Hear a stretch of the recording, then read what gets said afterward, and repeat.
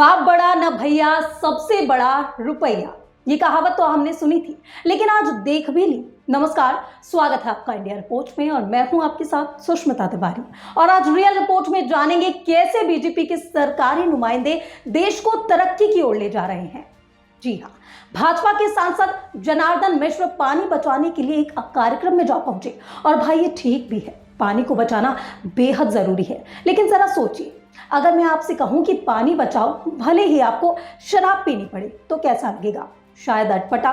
और अगर मैं आपसे कहूं कि ऐसी बातें हमारे देश के नेतृत्व करने वाले कह रहे हैं, तो आपकी प्रतिक्रिया क्या होगी? छोड़िए, घबराइए नहीं, हमें पता है कि ऐसी तर्कहीन बातें तो सोचना भी मुश्किल है। तो चलिए आपका काम आसान कर देते हैं। आप इमेजिन करने की मेहनत मत करिए। इस बयान में आप खुद ही सुन लीजिए कि आपके और हमारे चुने हुए जनार्दन मिश्र कैसे देश के लिए गड्ढे खोदने में लगे हैं, या यूं कहें कि पैसे बटोरने की होड़ में है। अब भोली भाली जनता को क्या मालूम कि नशे के पदार्थों पर सरकार 100% का टैक्स लेती है। अब समझे आप, बस जेब में पैसा आ जाए और जनता भाड़ में जाए। तो आइए आगे बढ़ने से पहले एक नजर इनके बयान पर डाल लेते हैं। नदी नाला सब तालाब सूख गए, कुछ है ही नहीं है पानी के नाम पर। हमें कोनो आपत्ति नहीं है, अपना चाहे गुटखा खाई, चाहे दारू पी, चाहे थिनर सूंघी, चाहे सुलेसन सूंघी, चाहे आयोडेक्स खाई, चाहे जऊं पर हो तऊं पर ही।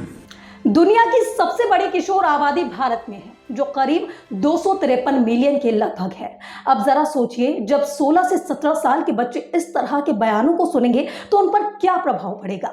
कहीं ये मासूम बच्चे पानी बचाने की कोशिश में शराब से प्यास बुझाने न लग जाए। अब जरा इस बयान को भी गौर से सुन लीजिए। सपा का स, आरएलडी का र और बसपा का ब, मतलब शराब। अच्छे भारत के भविष्य के लिए शराब से बचना चाहिए कि नहीं बचना चाहिए? प्रधानमंत्री जनता से सीधे सवाल कर रहे हैं कि शराब देश के लिए अच्छी है या नहीं। लगता है मोदी जी अपने नुमाइंदों से ये सवाल पूछना भूल गए। वैसे वाह मोदी जी वाह, सारी पार्टियों के नाम में गणित लगाकर शराब शब्द की संरचना करने में तो आप बहुत आगे निकल गए।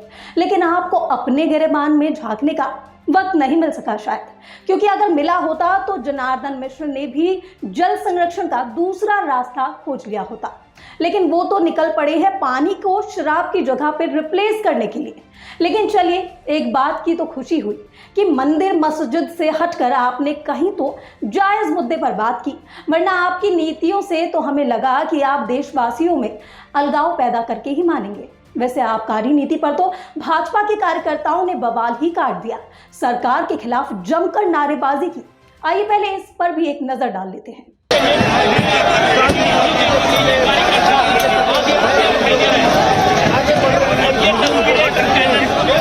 अब क्या यही कार्यकर्ता जनार्दन मिश्र के खिलाफ सड़कों पर उतरेंगे? खैर, लगता तो नहीं।